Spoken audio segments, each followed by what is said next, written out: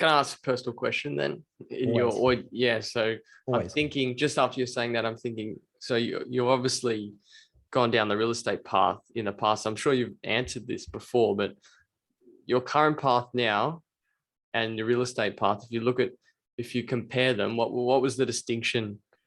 Did you have that feeling as you were going down the real estate path towards the end that you were thinking, well, if I just scale this, if I just grow this, and then you kind of stopped and said, hang on a minute, I've got to change trajectory here. Is that what happened? My thinking was, I'll be very honest with you. At the end, we were trying something very risky and burning a lot of cash. Right? I'll be very straight with you. And I kind of agreed with the investing support I had. A 6-month kind of runway from the start of 2020. Otherwise, it'd kind of be time to pivot direction. And I thought maybe I'll actually refresh what I'm working on. But if not, I really believed in what we were doing, and I was excited and hoping to be able to bring that to people. And I thought, if I scale this, I'll then be able to do whatever I want.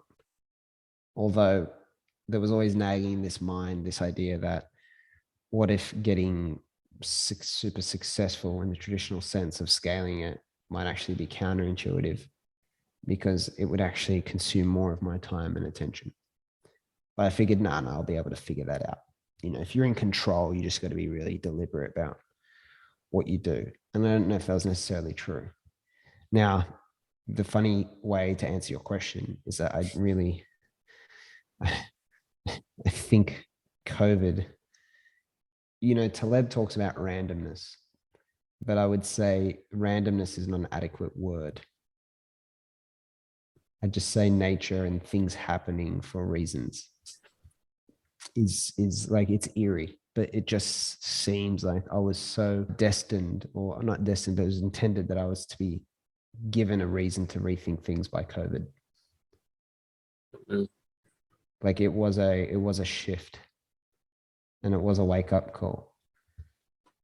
I do think that, because you can I could have gone down that path. I mean, it was quite genuine. Like, it was quite exciting in the end. Like, I really believed in what we were doing, and I enjoyed doing it, but I still knew, like real estate, like my life can be something that does this.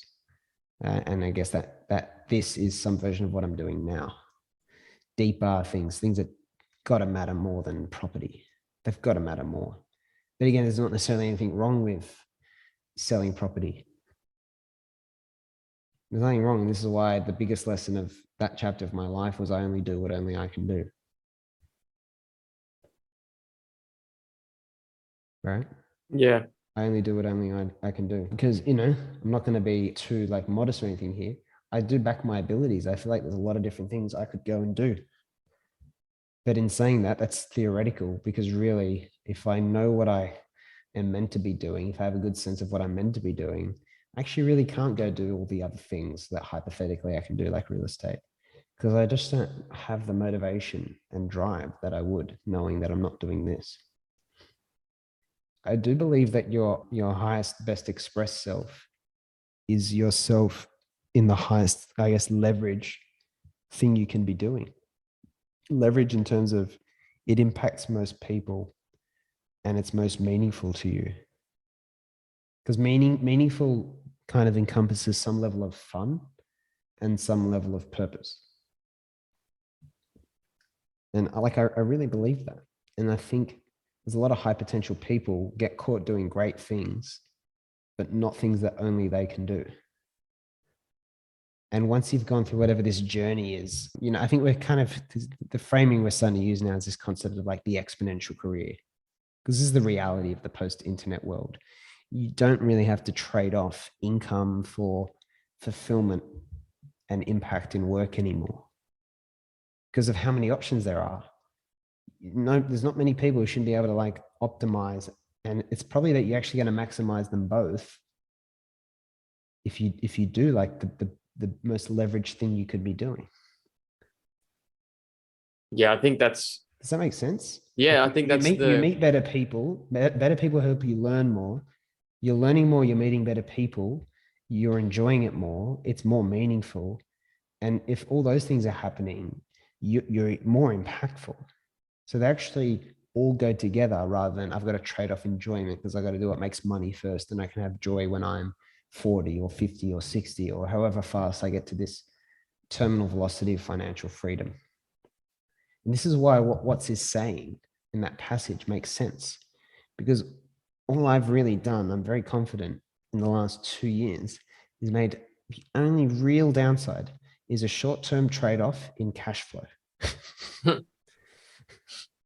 But short-term, because there's that many asymmetric bets I've placed, like on paper and off paper. So on paper, I mean things I've invested in, money, like invested in, other than say property, because there's probably for me big asymmetric bets, right, in companies and stuff like that, and some crypto opportunities and whatever.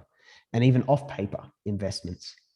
Off paper is like, I don't know how much I'll learn in Constant Student, working on that and working on this education philosophy and everything like that. Those are some huge investments. They will enable me to do all sorts of work no matter how it goes. Right? So like my market value, if you will go up. So in terms of turning it back into income, that'll be boosted by taking this route for now. And then that's where I feel like we get to this place where it's that settling what he says in this passage, even though what they do may make very little money. That doesn't necessarily mean make very little money forever. It's more of a short-term trade-off. And the thing is, for me, it's not really a short-term trade-off because, and I'm not trying to be naive here, but everything that's involved in the process, by process, I mean what I get to do every day, not what I get to do when I'm 40 and I've done this and that, then I can do what I love. What I get to do every day, like it's hard to think about how it could be better now.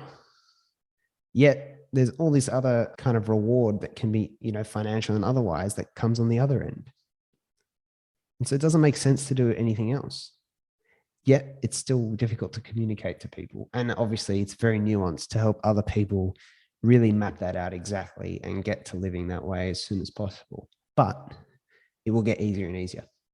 And when you say easier and easier, I imagine you're talking about this cultural shift that we're going to have as people start looking back. As our kids, for example, start looking back on how we created things in our lives, and people will start seeing unconventional paths to what they're doing, not just going out and getting a job just for the sake of it and sacrificing exactly what you're talking about. There'll be a lot more not settling. It is cultural. The other factors that are going to be very big weird word right now, Web3. I don't know if that language will continue. It's the next big internet thing, basically, right?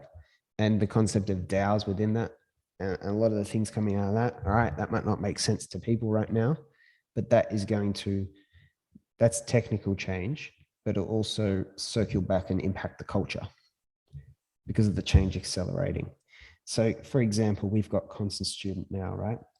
And we've got X amount of members. And what it is usually, and what it is right now, is someone, say me and Scott McEwen, own the entity, and people, whatever, pay their membership.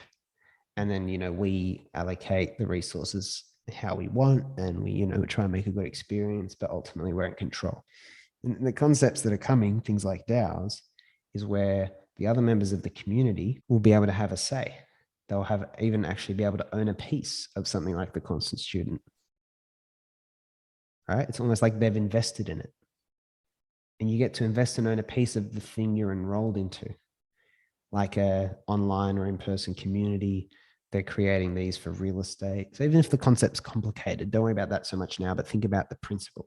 The principle is a lot more co-ownership, a lot more incentive alignment, and then a lot less need for you to manually work on things you don't like doing to develop a sustainable lifestyle.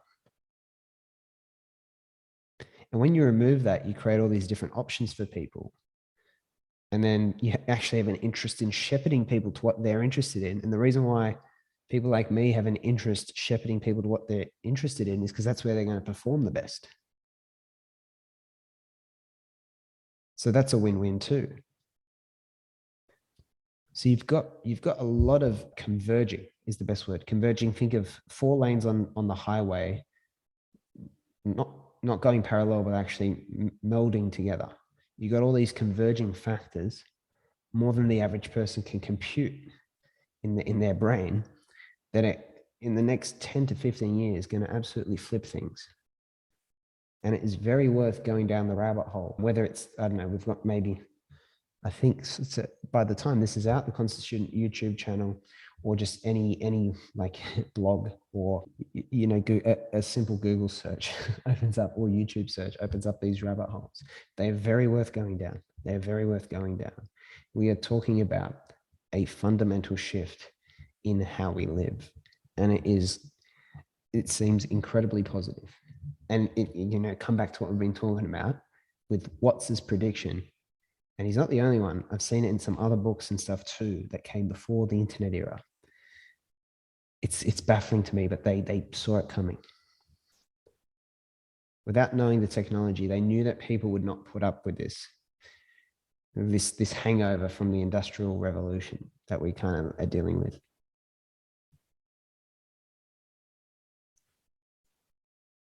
Scary to think of it like that. It's scary until you let it sit, until you sit with it for a bit. Yeah.